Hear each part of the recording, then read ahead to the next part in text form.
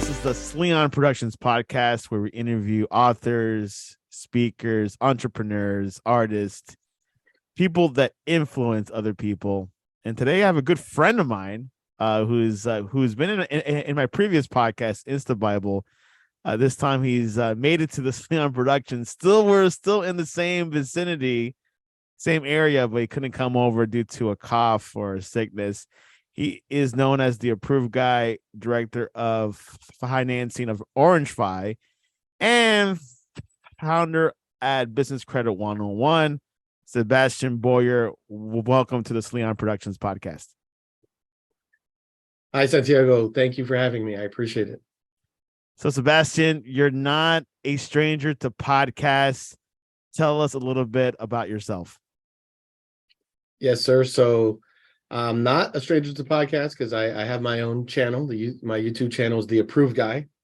And on my channel, I teach personal credit, business financing. I interview banks and lenders. I also do reviews on business tools and resources. And I also teach a strategy that I like to call meta life banking, which is combining three things: velocity banking, which is a debt elimination strategy; infinite banking, which is an alternative savings strategy where you can protect your money in a tax-free compound interest growth account; and estate planning, which is really setting up a trust to protect your tangible assets. And so that's what I do on my channel. And we met almost 10 years now. No, I mean 5 years ago, since 2016, I believe. It has to be before that. No, it's been 7 years this June. I do remember you came. Yeah. Okay. We went to, which we met at our old church a couple years ago. So 2016. Right. So you are known as the approved guy. What is the approved guy and what does it entail? So the approved guy, basically covers everything I just said. The name was given to me by one of my associates because he was like, "Oh, you're the approved guy because you get everybody approved for funding." And I was like, I like that. And then the more I kind of meditated on it, it even has more value because I'm approved by God to do what I do. I'm approved by God not because I'm worthy or because I'm any good, but because He's worthy, and He's given me the authority in His name to do good works for Him. And so that's my foundational, driving purpose is to honor God. You also are part of OrangeFi, which is a business loan company. Tell us a little bit about OrangeFi. Yeah, so OrangeFi is a business finance consulting and procurement service. We've been around since 2013. We are based out of Fort Lauderdale, Florida, but we service nationwide USA, and we cover loans from SBA 7A loans to equipment financing, asset-based lending, invoice factoring, you name it. If there's a business funding program or product on the market, we've partnered up with a bank or lender that provides it. And what we do is we basically do a preliminary underwriting without any inquiry or exposure, so we can let our client know if they're going to qualify, and then we help to connect them with the right bank or lender. The whole idea is to minimize our clients' exposure to inquiries, maximize their funding, and really just streamline the process so they're not going around in circles, wasting time with the wrong bank or lender or broker, even worse, getting a bunch of inquiries on their credit. And if our client doesn't qualify, we take the time to educate them, advise them, and give them a roadmap so that they know what steps to take so they can qualify. I've known Sebastien for a while, and you've always talked about business credit. If you go to his YouTube channel, The Approved Guy, he talks about those steps, gives you a preview of it. Why should businesses get business credit? Well, the main thing is, the reason you form a business in the first place is to separate liability between your personal social security number and then your business has an EIN or a tax ID number, which is essentially your business's social security number. And so if you're not building business credit and leveraging your business credit, then you're continuing to use your personal credit for your business. And so number one is you want to draw a line between the two of them and separate liabilities. Number two is, as you build business credit and you get access to more and more funding, whether it be through credit cards or loans or lines of credit in the business name using the business credit, then really there is no limit to how big and how much funding you can get with your business credit, because banks look at it as an investment in a business that is creating a return, where personal debt mostly is not giving a return. It's more used for purchasing things that you can't afford, right? So unfortunately, personal debt, personal credit does have limitations. And keep going. Yeah, I'm just showing the audience your video. So no problem. Personal debt does have limitations.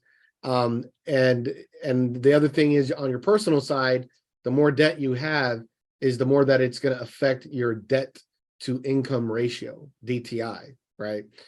So if you're able to transfer debt from your personal credit to your business credit, you can carry high balances on the business side, and it's not going to show up on your personal side, which means that your personal debt to income ratio is going to be reduced, which means that when it does come time for you to use your personal credit for major purchases like a house or investment property, or if you're going to be buying a car or any assets in your personal name, then your debt to income ratio is going to be lower, which means that you're going to be able to not only qualify, but you'll get better rates and terms, because you're not only do you have good credit scores, but your debt to income ratio is lower. I remember seeing your presentation a couple of years ago, and you showed us steps. You showed me steps of the process to get approved. I believe you had to have your email has to have your company name, no Gmail, no Yahoo. You had to get like a business address. Tell us a little bit about that preview of that stuff. Certainly. Yeah, that's going to be basically the foundation of building your business credit. And so basically the banks and lenders and the business credit bureaus, there are about 10 data points that they look at to verify that in their eyes, from their perspective, you're a legitimate, credible business. So without these data points, you can still do business, you can still make money. But when you're looking to get access to loans and lines of credit, and you're looking to get the best rates and the best terms, if you don't have these data points, you could still get approved in some cases. In some cases, it will cause you to get declined. But even in those cases where you can get approved, you're going to get much better rates and terms when you have these data points in place. And it's basic things that, especially a lot of startups, small entrepreneurs, they don't think it's important and they skip it. But when you look at a major company, they have these things in place. It's just kind of expected. For example, your email address, right? You don't see a major, big, large company on Forbes, that is using a Gmail account for their email. No. And their phone number is not going to be their mobile cell phone. It's going to be a dedicated business line, right? It's probably going to be a toll-free number and a local line, right? And for the emails, they may have 100 different emails for all their different employees, right? Not to mention like some basic ones like info@blank, customer service @blank. These are emails that are associated with your domain name, which gives you a legitimate, credible presence. So of course, that means you should have a domain name, and you should have a minimal website with a contact page that someone can submit a form. And on that page, it should have your business name, the same way it's listed with IRS on your EIN letter, your business address, your business phone number, and your business email. Now, your address, if you are a startup entrepreneur, you don't want to pay for an address, that's fine. You can actually still use your home address, and that's not going to hurt you. It just has to be the same. But where it does hurt you is if you want to remain anonymous. So just like when you buy a website domain name, a web address, you have the option to make it private. You pay a little extra to add that privacy. When you create a company and you form your entity with the Secretary of State and the IRS, you also have the option to have a registered agent. That creates an anonymity so that you're anonymous. So who the public sees is your registered agent with the Secretary of State and with IRS, who they see if they do a domain lookup is going to be usually the domain hosting company if you select that privacy option, right? Well, if you're doing those things to remain anonymous, but then you're using your home address, well, you just go to Google, put it in that address, and you can zoom right down to your backyard and see what you were doing last weekend. So if you want to remain anonymous and you're on a budget, you can set up a virtual office. There's several companies that do it, but it has to be a legitimate virtual office, meaning it can't be virtual in space. It has to be attached to like a real office center, not a mail center or a PO box business address. It has to be connected to where other businesses are actually conducting and doing business, and mail can be delivered to that office center for it to be a legitimate business address. So these are your data points. Starts with your business name, forming the company with the IRS and Secretary of State, your business phone number, your business domain name, your email, having the content on the website. These are all basic things. Then you need to get listed on 411 directory listings, and that just puts all that data, it pushes it onto public records. So it's going to show up on LexisNexis, which is a data aggregator that shares your information personally and your business information with other bureaus. So these are important steps when you want to make sure that you have a legitimate, credible business versus just having a business. And again, do you need to do these things if you want to, form a company and start making money? No. But if you want to form a company, establish the foundation to build business credit on top of, and so that you have a legitimate, credible business from the perspective and eyes of banks, lenders, and the business credit bureaus, then you do want to take those basic steps to make sure that your business is credible. And that's what that is. That's the foundation of your business credit. And yes, it could sound very tedious, but Sebastien can provide educational resources for you to get that established, little by little, and that would be good for your business to establish. But excellent stuff. I mean, I saw that, and hey, it's not that easy. It's not that bad. Just one step at a time. You mentioned Meta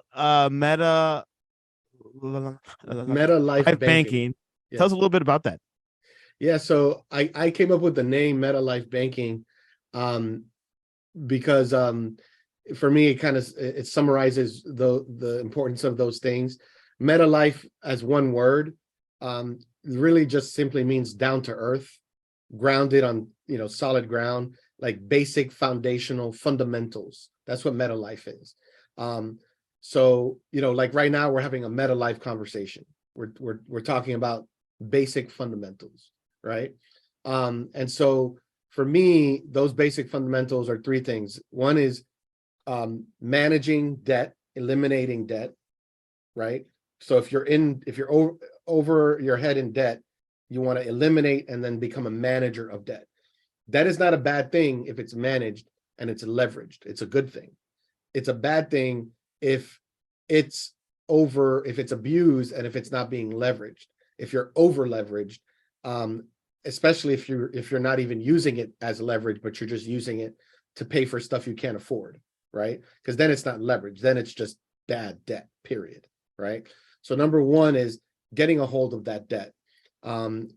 Strategy, there are strategies to eliminate that, some very basic, simple strategies, and it depends on who you are and how well you handle your financials and how much you can juggle different accounts.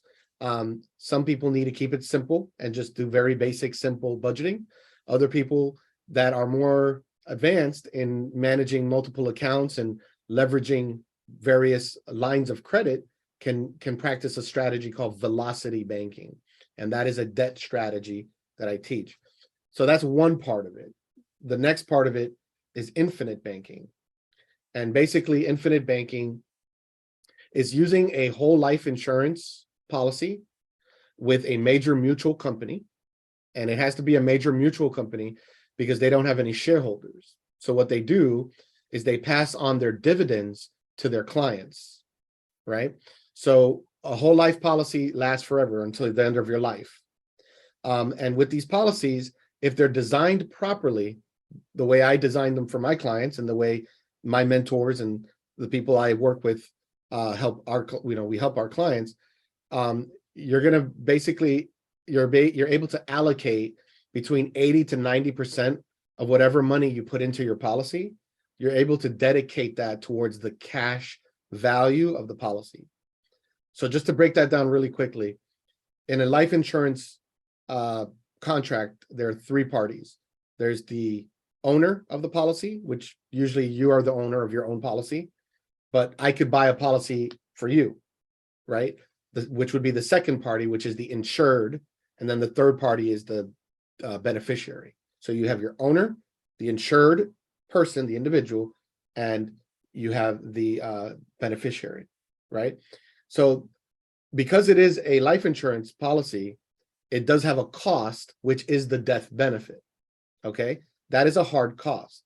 Now, traditionally with life insurance, if you're buying life insurance strictly for the death benefit, right, then you're going to allocate the majority of your premium, the money that you put into the policy, towards the death benefit. So you get the biggest death benefit. But this strategy is using the whole life insurance policy.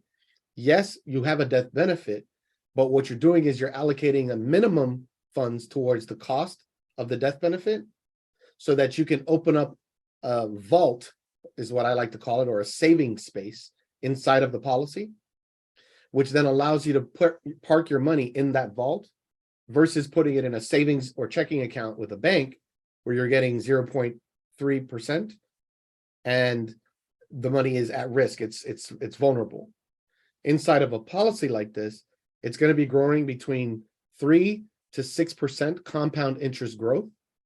And this is the only place in the entire IRS tax code that you can put your money where it is tax-free growth. Tax-free growth. So, if you put in, let's say $100,000 into a policy or $10,000, right, on an annual basis, you can allocate a minimum portion of that. Let's just use 10,000, keep it small and simple. Let's say 1,200, maybe 1,500 is going to pay for the death benefit, where the rest of that money is going to go into the vault, which is cash value. Now that cash value is going to grow compound interest. But here's the other thing. It's accessible. You can access that money. So it's not frozen. It's not like you're putting in a 401k or a CD where if you need to get access to it, you're going to pay penalties and fees and taxes. It's not taxable, but it's accessible through a policy loan. So the insurance carrier will issue you a policy loan. However, the funds technically never leave the policy. So that means that it continues to grow inside the policy, tax-free, compounding interest, while you take out a policy loan against it and put it to work in your business or in your investments. So whatever you're doing in business, in life, if you want to pay off debt, if you want to invest in your business, you want to invest in real estate, in cryptocurrency, in the stock market, you want to get into Turo, you want to get into any type of business, any investment. If you put your money or you funnel it through this type of a structure, protect it here first, then take it out and then invest it, you're giving your money about 3 or 4 jobs instead of just one job. And here's the best part about this. If you borrowed $100,000 or you took $100,000 out of your savings or checking account and you invested that in something, a business opportunity, whatever you want to do, and that business opportunity falls apart, it goes south, you lost your $100,000. There would be no recuperating that. That would be a 100% loss if you took it directly out of your checking or savings account. But if you protected your money inside of a life insurance policy designed the way I'm telling you, and then you borrowed it from the policy, and then you invested it, and you lost that money in your investment, your repayment of that policy loan is at your discretion. The insurance carrier doesn't tell you when to pay it or how to pay it. You don't have a due date. There's no penalty if you don't pay it back. There is an interest on the loan, and there would typically be an arbitrage between the interest earned, compounding growth, versus the interest on the loan if you pay the interest only. This way it doesn't compound against you. But what will happen is the principal of the loan, if you are unable to pay it back because you lost it in an investment, hypothetically, worst case scenario, as long as you pay your premium, as long as you pay that interest, one day when you go, and we're all going to go one day, that's when your death benefit kicks in. So assuming you have a multi-million-dollar death benefit and you have a $100,000 outstanding loan, what they're going to do is pay that off through the death benefit. So they're just going to take that $100,000 out of the death benefit. So technically, in your living years, you didn't have to pay it back. The death benefit was collateralized to pay it back for you. Now, that's not why you buy this policy. That's not why you do this. You don't do this so that you could borrow from it and never pay it back. I'm not advocating that. I'm telling you that that's a worst case scenario, because what you want to do is you do want to pay it back and treat it like a line of credit. You basically want to treat it like a bank, except it's the Bank of Santiago. It's the Bank of Sebastien. It's my own family bank that I'm creating using this life insurance policy, which is going to protect my money, give me compound interest growth, tax-free growth, give me a death benefit. And when I say protect my money, I mean that in most states, in most cases, nobody can sue your life insurance policy, even bankruptcy. So if there's a civil lawsuit or something happens where you file bankruptcy, if your money's in your bank account, it's fair game. If it's not inside of a policy like this, it's protected. So that's the second part of MetaLife banking, infinite banking. And the third part is estate planning, which has to do with protecting your tangible assets inside of a trust. So your physical tangible assets, from your car to any expensive items that you own, jewelry, watches, paintings, anything you own, assets like real estate, yachts, jets, your business even can be put into your trust. And so, number one, it's separate. Your trust is separate from you. So there's another place of protecting your assets from litigation, number one, while you're living. But then on top of that, when your time comes, assets that are inside of a trust, as long as the trust is set up properly with proper instructions or what are called laws and bylaws inside the trust, then the trust does not go to probate. If you only have a will, your will goes to probate. Probate costs money and time. So that means that your inheritance, your children or whoever you're leaving your assets to, now have to go to court to claim what's rightfully theirs because that's what's in your will. But the government tries to take it first, and you have to claim it and prove it through the will, and that's called probate. And that costs money and it takes time. If your assets are inside of a trust, there is no probate. Your word is bond, which means that it is immediately enforced.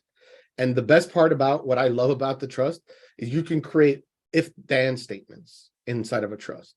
So I could literally create milestones for my daughter to meet before she can inherit certain assets or certain portions of my wealth that I'm leaving her for inheritance. And this is important because statistically, within the second or third generation of someone who has made themselves wealthy, become a millionaire, you work hard, you're not born a millionaire, you worked hard, you became a millionaire, your children, they saw you working hard, they may appreciate it, but their grandchildren, they don't appreciate it.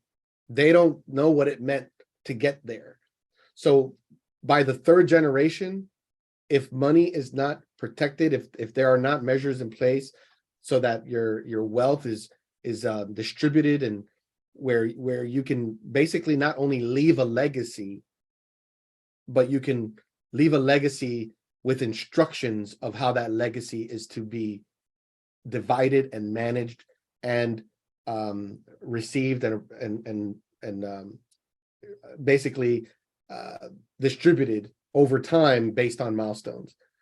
Because I'll tell you this, if this is not the case, but if my grandparents were multimillionaires and they left a legacy and said, if Sebastien or if my grandchildren graduate high school with a 4.0 GPA, then on graduation, they can inherit $100,000.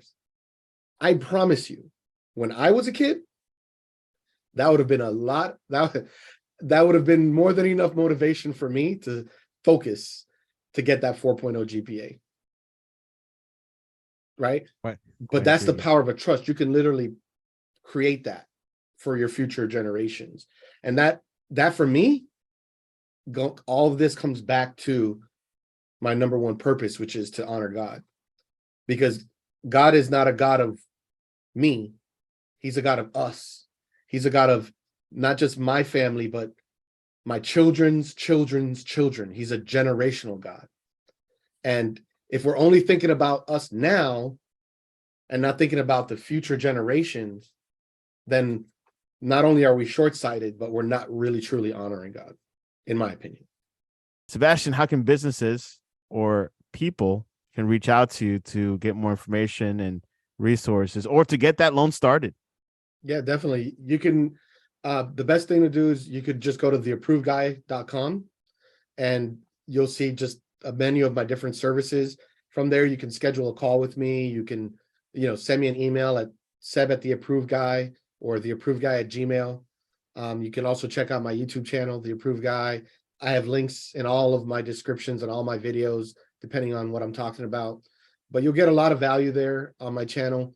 Again, I've interviewed some of my banks, and had very in-depth interviews on SBA conversations and other loans as well. I'm working on a debt restructure right now for a client that's over leveraged by $4 million. He has $4 million worth of merchant cash advances. That's right. And I'm getting that restructured in a 10-year term on an SBA loan. If you don't know, merchant cash advances have like a daily or weekly payment. And when you calculate an interest rate at the end of it, you're paying between 35 to 45% interest. And I'm getting that restructured on a 10-year term with a regular monthly payment. Right now, the rate, SBA rates are always prime. So prime is a little high now, but even as high as prime is, it's not 40% or 45%, so it's much, much, much, much better than what his situation is. And those are types of things I like to do because that's helping somebody to get out of bad debt and get into something that's palatable, that's going to free up cash flow, that's going to allow him to expand and grow his business. Well, there you have it. Theapprovedguy.com, right? Theapprovedguy.com, OrangeFi.com, businesscredit101.com. These are all my websites. You can get in touch with me or just do some more research on those. Which the businesscredit101.com is more of an educational website, isn't it? Well, that's actually, I turned that into a course. So on that site, you can basically preview the course and purchase the course. And that's going to be step-by-step instructions on building your business credit, which we started talking about, today. But it goes much, much, much further than what we started talking about. That was just kind of the tip of the iceberg. Well, there you have it. If you're a startup or starting over, do not be hesitation if you want to build that business credit. If you heard good things about it, talk to Sebastien Boyer. He can head you to the right direction. If you don't get approved, Sebastien will get you approved eventually. It might take some time, but little by little. Sebastien Boyer, any closing words before we head off? Yeah, you know what? I do a devotional that I read every day. It's a Sons of the King devotional. And this one was on Sunday, I believe. And it was really powerful. And it really had me reevaluating, double checking myself to make sure what I was doing is my purpose and my, what I'm called to do.